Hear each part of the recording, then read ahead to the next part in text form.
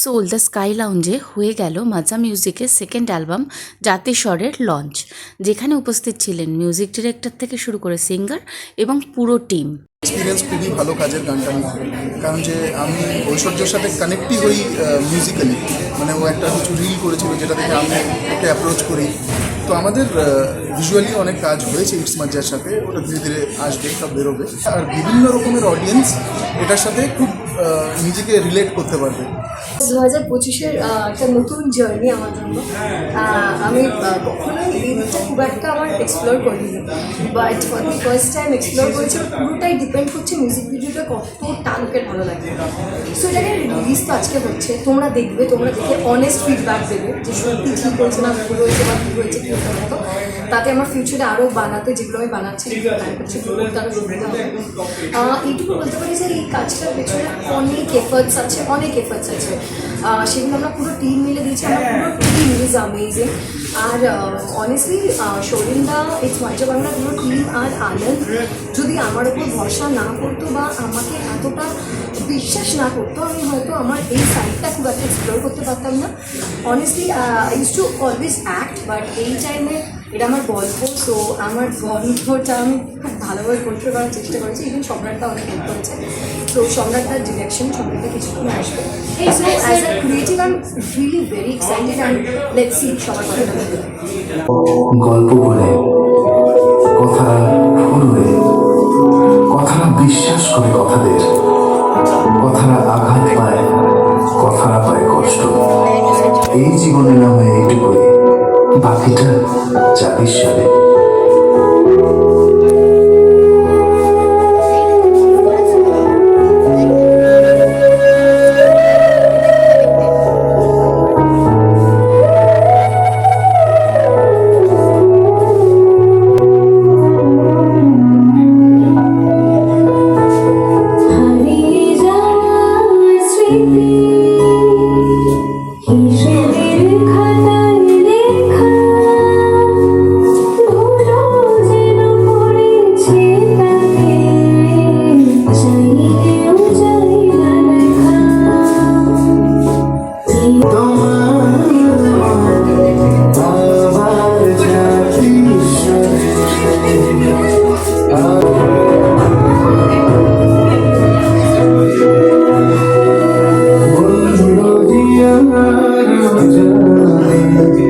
ভেসে যাই সভাবে,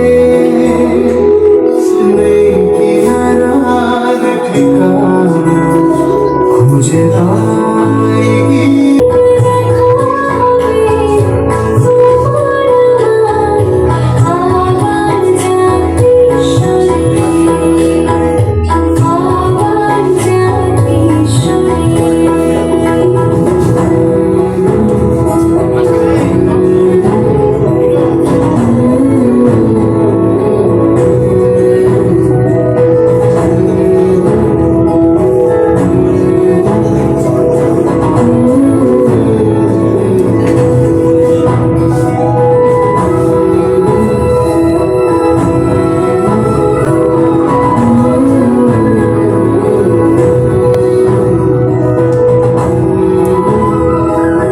ফের দেখা হবে তোমার আমার আবার জাতিস্বরে।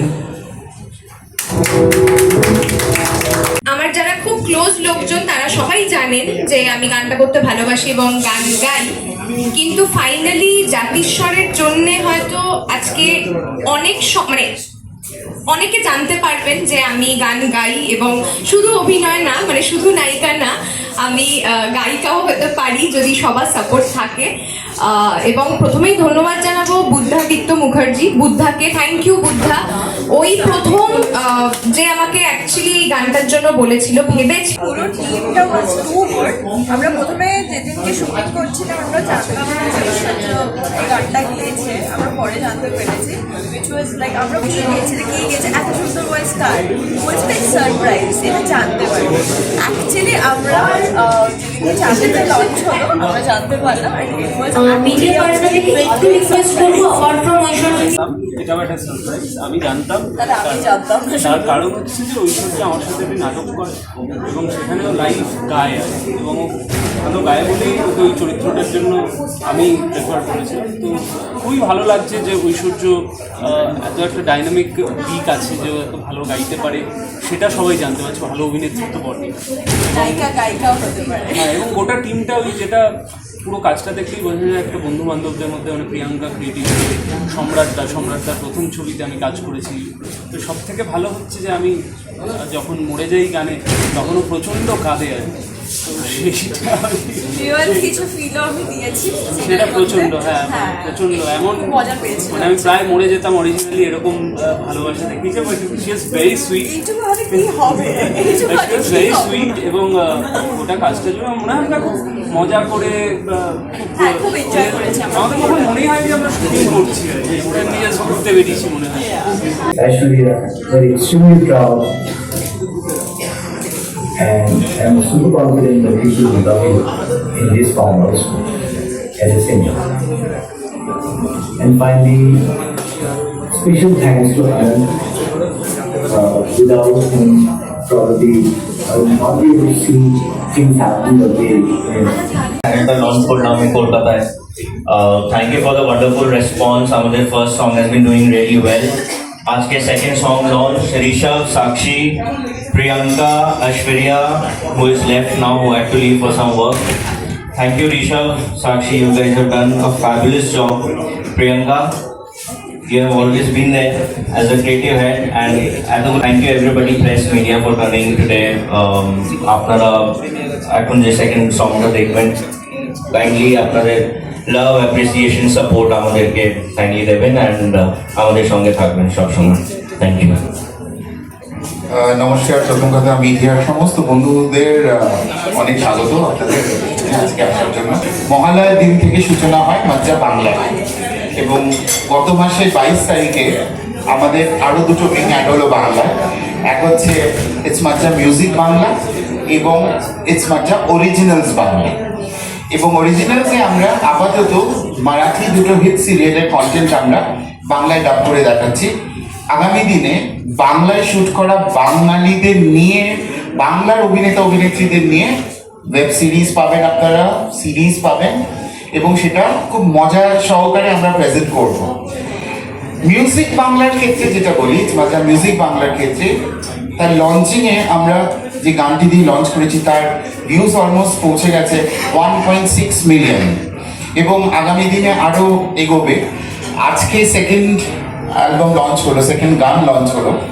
আমরা খুবই আনন্দিত আপনাদের সামনে এই বিনোদনের কথা মাথায় রেখে, কারণ বিনোদন নিয়েই আমাদের কাজ এবং বিনোদনের সব দিকটা তুলে ধরাইটাই আমাদের মানে মূল গন্তব্য। ডেফিনেটলি যেদিন আমি প্রথম গানটা শুনি, সৌরিন্দা আর আনন্দ শুনিয়েছিল আমাকে, সারপ্রাইজ রেখেছিল। আমার বন্ধু গান গেয়েছে, আমাকে বলেনি। তার কয়েকদিন পর আমি জানতে পারি, আই ওয়াজ সারপ্রাইজ কি ঐশ্বর্য গেয়েছে। অ্যান্ড অনেস্টলি ঐশ্বর্যকে আমি সারা জীবন বলতাম যে তুই গান কর, তুই এত ভালো গান গাস। ও তো হ্যাঁ হ্যাঁ করবো, যেটা হয় আর কি।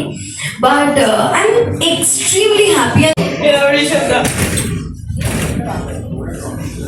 প্রথমেই ভালো লাগে যখন হিরোইন দাদা বলে ডাকে, সেই এরকম। এটা সম্রাটদার থেকে আমার শেখা, যে যত হিরোইনরা দাদা বলবে তত মনে করবি যে জীবনে উন্নতি হচ্ছে।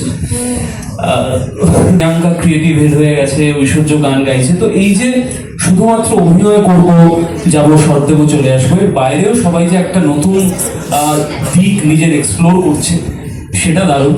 বুধাকে কি বলবো, বুধা তো দুটো গান আমাকে দিয়েছে। বুধা, ঐশ্বর্য আর আমি কিন্তু একটা নাটকের ডুয়েট গাই, ঠিক আছে?